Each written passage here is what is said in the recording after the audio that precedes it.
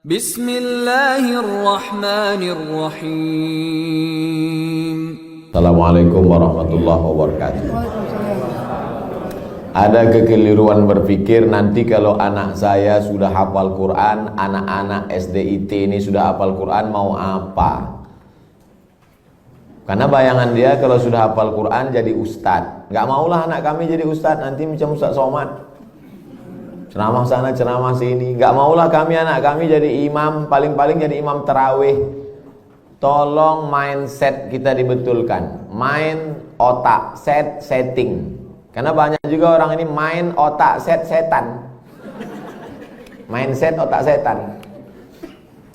Jadi hafal Quran itu bukan tujuan, hafal Quran itu sarana.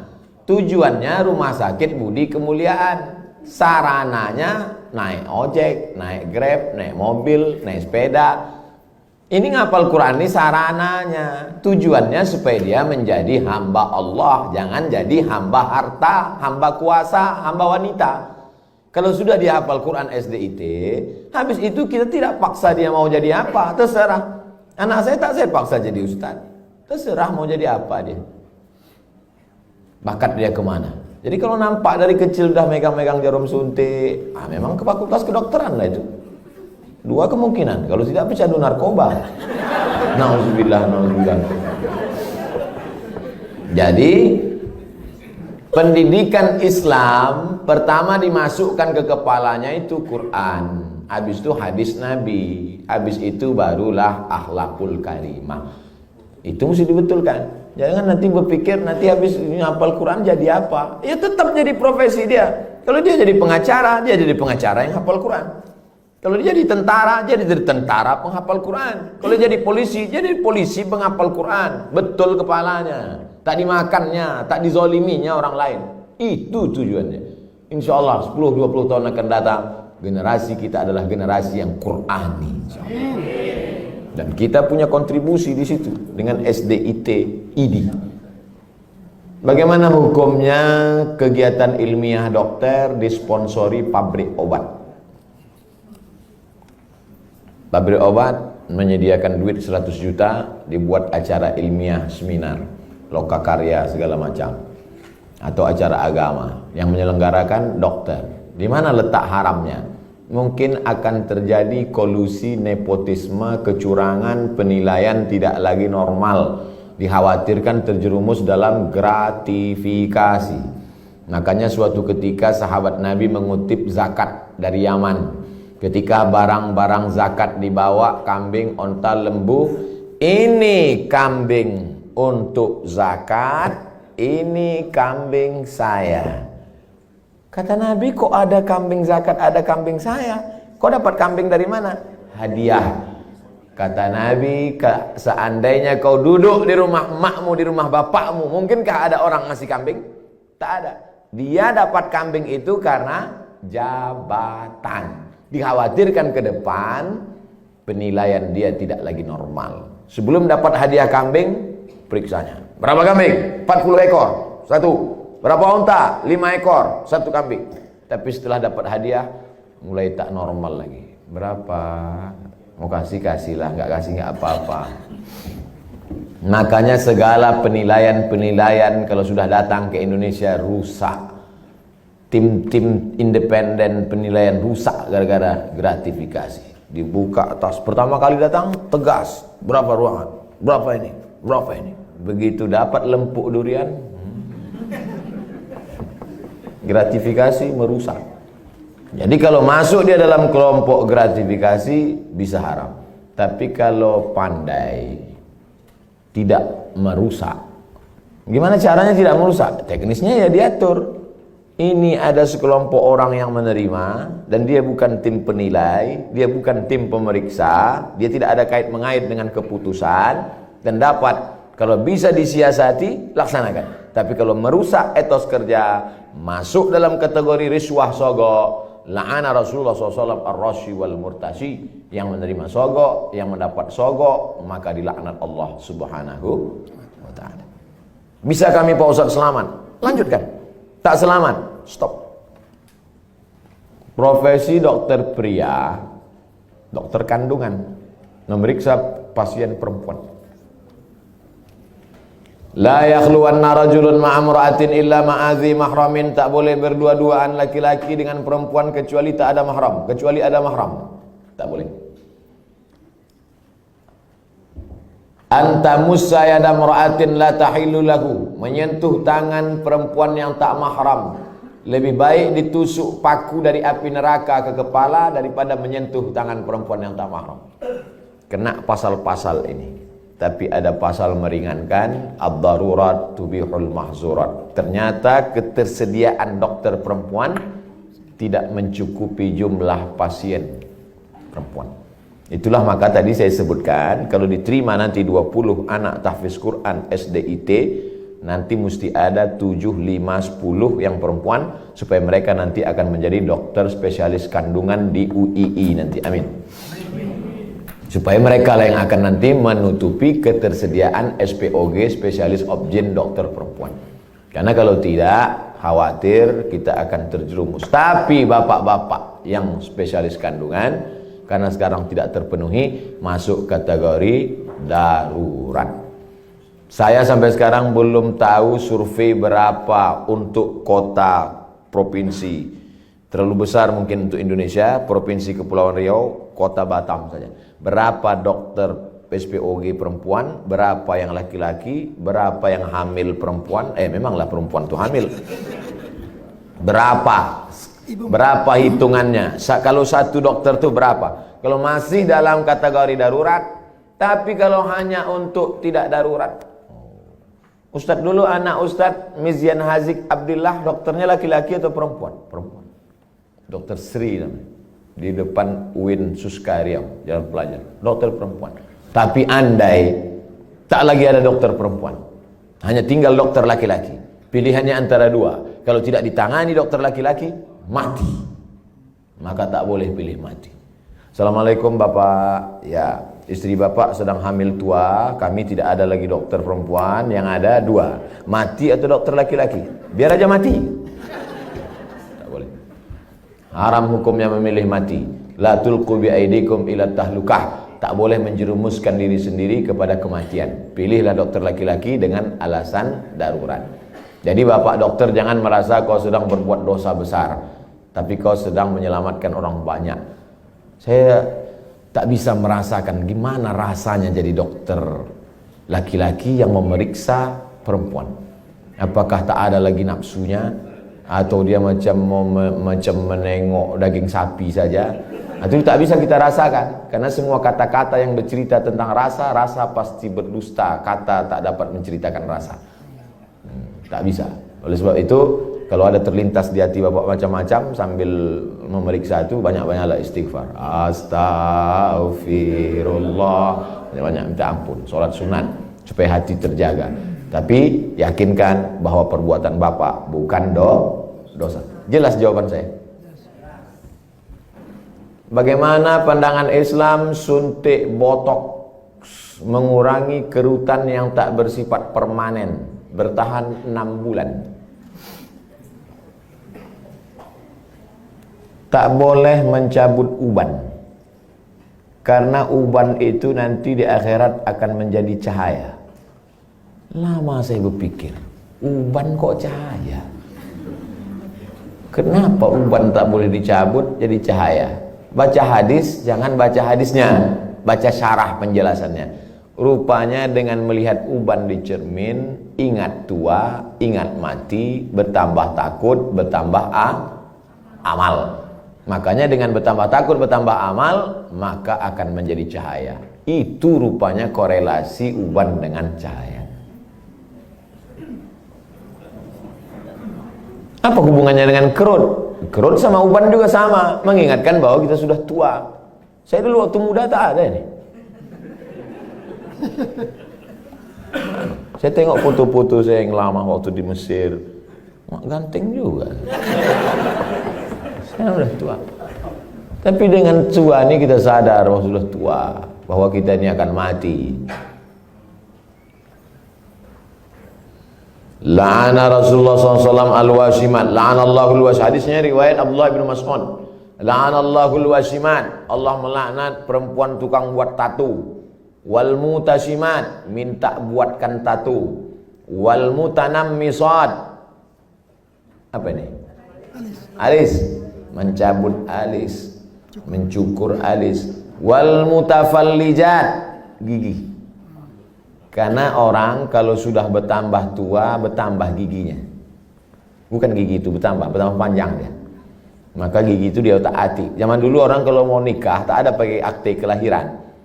Sama macam mau beli sapi kurban, kambing kurban. Gimana kita tahu umur kambing itu sudah 2 tahun? Tengok giginya. Orang pun juga tengok giginya. Nah. Mau taati gigi. Wal mughayyirat, yang nomor 5. Merubah ciptaan lil husni, karena untuk mempercantik. Kalau merubah ciptaan dari yang tak layak menjadi layak. Ibu bapak dokter yang gigi, tukang pasang kawat gigi, jangan sangka itu perbuatan haram. Ada memang dia perlu. Ada orang ini kalau dia senyum sama kita 3 hari kita tak bisa tidur.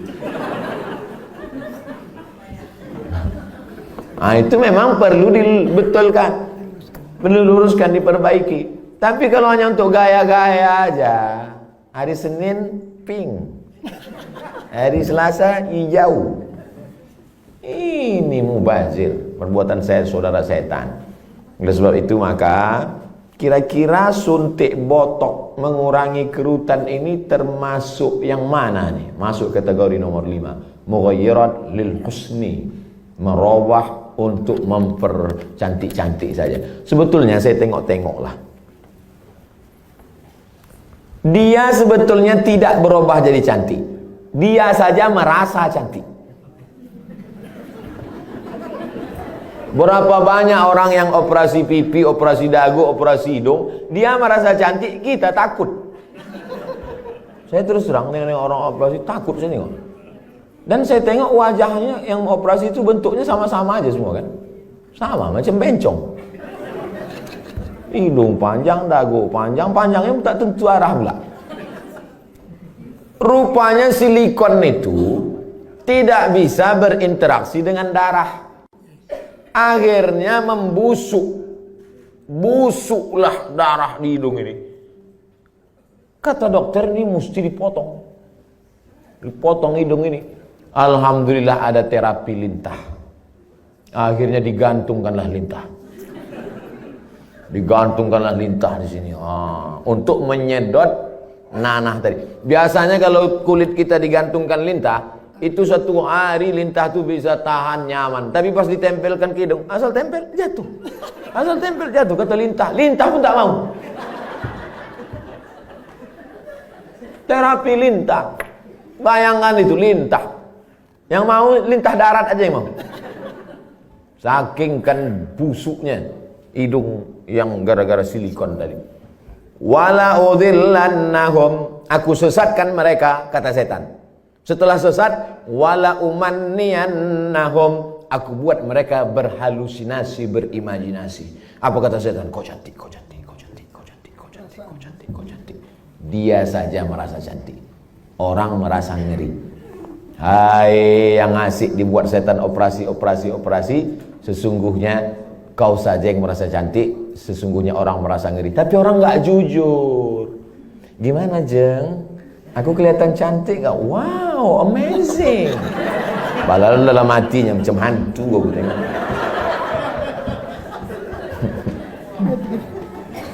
Baru dijawab, udah datang pertanyaan. Suntik filler untuk memancungkan hidung dan melancipkan dagu yang bersifat tak permanen 6 bulan.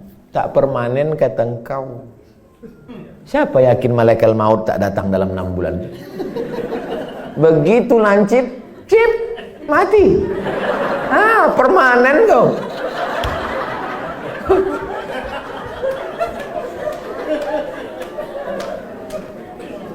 Kau cantik bukan karena dagu kau lancip. Kau cantik bukan karena hidung kau panjang. Kau cantik karena bekas air wudhu. Kau cantik karena habis baca Quran. Kau cantik. Yang mengatakan cantik tak cantik itu kan hati. Betul? Bapak-bapak ganteng. Ganteng. Bininya Tidaklah jelek, tapi rasanya taklah sepadan berjalan. Pas ditanya orang, Pak, siapa perempuan paling cantik? Itulah yang paling cantik, gitu deh. Entah dia jujur, entah takut, Allahu a'lam. Karena antara jujur dan takut ini beda-beda tipis. Tapi yang jelas kata dia, cantik itu membuat cinta atau cinta itu membuat cantik?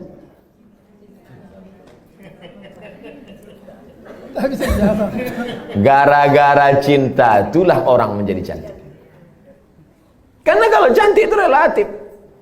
Gara-gara cinta itulah orang menjadi cantik. Dan cinta itu letaknya di hati. Kalau sudah ibu sentuh hati bapak itu, tak perlu dagu ibu lancip. Macam dagu kambing pun cantik ibu tengok. Kalau dipeturutkan ini, oh makin tua makin berkerut, tambah lagi. Makin tua makin turun. Dia bertahan paling cuma 2 bulan, 6 bulan tahan. Habis itu hidung turun, dagu turun. Tinggal mencari sapu lidi aja lagi. Nenek sihir.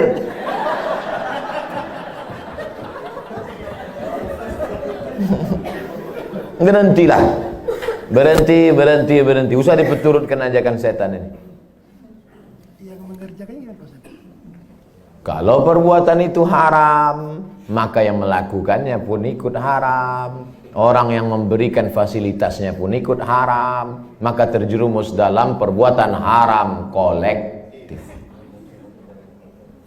Saya kan cuma jual khamar. Saya nggak ada ngajak dia minum khamar. Saya cuma jual aja Pak Ustadz. Penjualnya ikut kena, pembawanya ikut kena.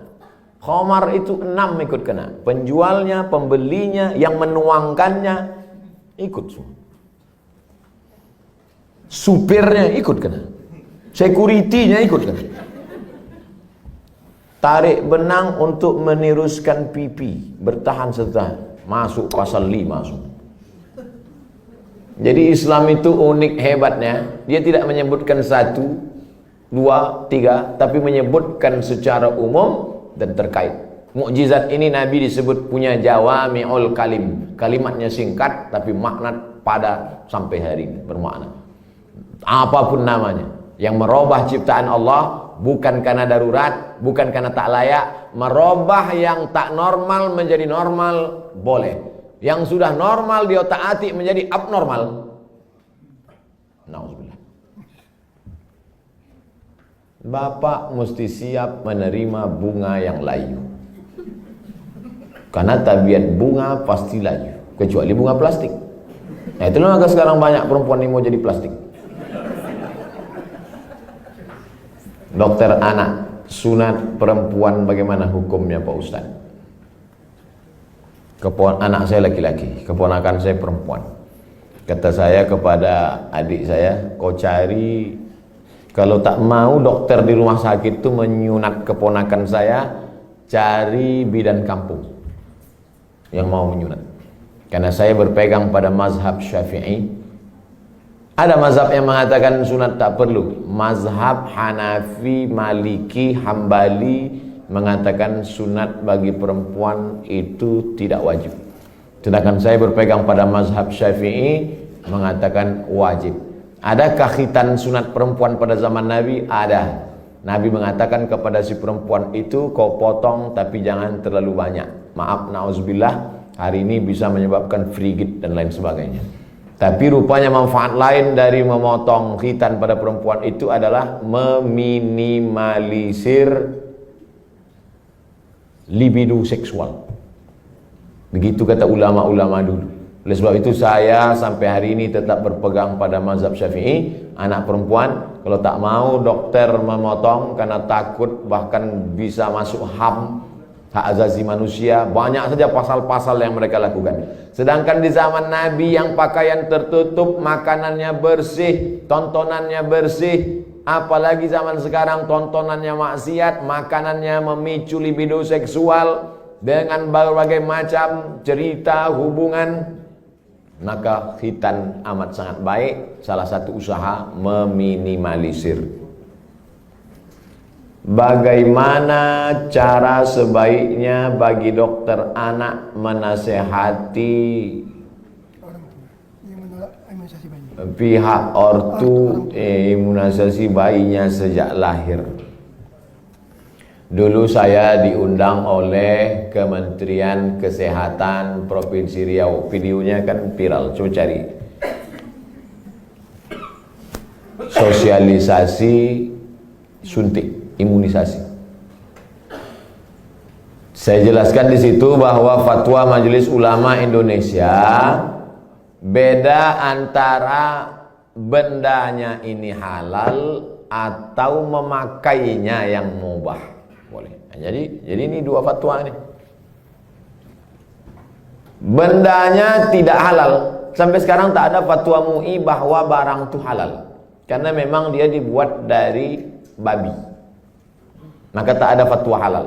Yang ada itu fatwa mubah, boleh menggunakannya karena alasan memilih dua mudarat yang teringan. Cacat, sakit, mati dengan babi. Kalau kita masuk ke hutan, pilihannya babi sama mati. Pilih mana? Pilih babi atau mati? Orang Batam pilih gonggong. Tak boleh pilih mati. Pilih babi. Pergilah kita berdua ke dalam hutan. Tak ada makanan. Ustaz, pilihannya dua nih Ustaz. Kita mati atau makan babi? Ayo kita makan babi nih. Hanya untuk menyambung hidup. Sementara dapat pisang. Tapi setelah dapat pisang, tinggalkan babi. Yang gua nanti pas dapat pisang, saya makan pisang. Bro, ayo makan pisang. Enak babi ini Ustaz. Tak bisa. Mana tahu nanti datang pakar medis dunia, entah dari mana, dibuatnya lah barang dari yang halal, maka kita tinggalkan yang ini. Tapi sementara dia datang, maka menggunakan ini hukumnya mubah. Jelaskan itu. Kami tak bisa menjelaskannya Pak Ustaz. Tontonlah video ini. Potong. 1 menit tak sampai tadi. Masukkan ke Instagram. Tontonkan ke ibu tuh. Saya tak mau. Tonton ibu. Enggak mau, ini Ustaz radikal katanya. Kalian carilah Ustaz yang agak-agak lembut sedikit. Bagaimana cara dokter bisa lillahi ta'ala, bisa menghindari sifat riak, sombong, bila kita memiliki kelebihan keahlian dibandingkan dokter-dokter lain. Insya Allah nanti kalau sudah berdiri pas pembelian tanah pun, nanti pas ini soalnya yang saya cakapkan ini tak bisa pakai teori. Kita ID sudah survei dapat tanah 1 hektar di Anu, harganya 200 juta. Ini dokter yang sombong, yang riak, yang mobil mewah, kesini duluan bawakan proposal. Assalamualaikum Pak Dokter. Pak Dokter kan pasiennya banyak. Oh iya kata dia. Saya yang paling hebat di Batam ini kata dia. Rumah Pak Dokter kan paling bagus. Oh iya kata dia. Rumah saya yang paling mahal. Ini tanah nih 200. Aduh semua utang kata dia. Jadi kalau mau menghilangkan kesombongan, keangkuhan, nih pas praktek nih. Makanya nanti pas hari ulang tahun ID, peringatan hari besar ID, jalan-jalannya itu ke danau, ke bukit, ke mall, oke sudah itu udah. Jalan-jalan ke panti asuhan. Jalan-jalan. Tapi kalau kita sudah punya sendiri, maka tiap hari pertemuan dibawakan, tiap bulan datang di grup ada terus. Belum bayar, ini anak 4. Maka insya Allah itu menghilangkan keangkuhan, kesombongan, keegoan segala macam. Kita hanya berusaha. Ceramah ini ada baiknya, tapi tiap hari ceramah, tak masuk ke kepala. Ada tingkat jemu, ada tingkat bosan. Ada orang bosan pada ceramah. Orang kalau terus muncul bosan. Desainer, koreografer, tukang desainer pakaian itu, yang laki-laki, itu muncul kebosanannya pada perempuan. Kan banyak yang melambai kan? Kalau ada orang bosan pada perempuan gara-gara sering menengok perempuan, itu desainer sama koreografer. Yang lebih mengerikan adalah bosan mendengar ceramah. Apalagi sampai tobat sama ustaz. Aku kalau sama ustaz ini tobat aku. Nah, itu na'udzubillah. Jadi makanya saya ingin mengatakan bervariasi. Ceramah oke, sebulan sekali, seminggu sekali. Tapi harus ada amal yang tidak teori tapi langsung praktek. Nah, maka saya selalu sama. Di mana-mana saya ceramah tak keluar dari 3. Islahut tarbiyah, perbaikan pendidikan. Islahul iktisad, perbaikan ekonomi. Islahus siasah, perbaikan politik. Perbaikan politik, pilih anggota dewan yang peduli pada syariat Islam. Perbaikan ekonomi, belanjalah ke warung tetangga, bangkitkan ekonomi umat. Perbaikan pendidikan, masukkan anak-anak ke pondok pesantren. Yang punya duit banyak, beli tanah, dirikan sekolah. Karena sekolah yang ada sekarang belum mampu untuk menampung anak-anak kita. Apalagi anak-anak yang tak mampu. Daftar ulang 17 juta. Anak siapa yang bisa? Tak tertampung. Yang sekarang tidak mendapat pendidikan layak itu 10 tahun lagi 3 tahun SMP, 3 tahun SMA, 4 tahun S1. Yang sekarang SMP cabut, mabuk, sakau, lem kambing, itu yang akan jadi anggota dewan tahun 2040. Satu-satunya jalan memperbaiki umat lewat pendidikan. Dan ID tidak hanya menyehatkan badannya, tapi juga menyehatkan generasi ke depan, insyaallah. Amin. Udah aku sampaikan ya Allah. Kalau tak percaya juga ID nintahlah.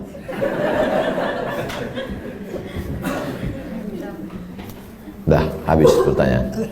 Habis. Terima kasih atas segala perhatian Bapak dan Ibu. Ceramah kita pagi ini baru starting point, baru start. Ini belum finish.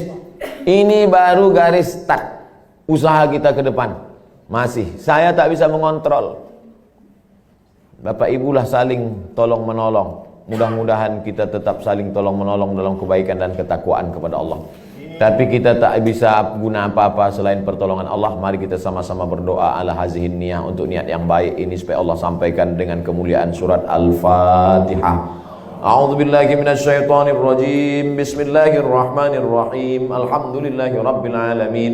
Ar-Rahmanir Rahim. Maliki yaumiddin. Iyyaka na'budu wa iyyaka nasta'in. Ihdinas siratal mustaqim, siratal ladzina an'amta 'alaihim ghairil maghdubi 'alaihim waladdallin. Amin. Allahumma shalli ala sayyidina Muhammad wa ala ali sayyidina Muhammad. Allahumma inna nas'aluka bisirril Fatihah wa bisirri nabiyyika Muhammad sallallahu alaihi wasallam at-tuballigh maqasidana.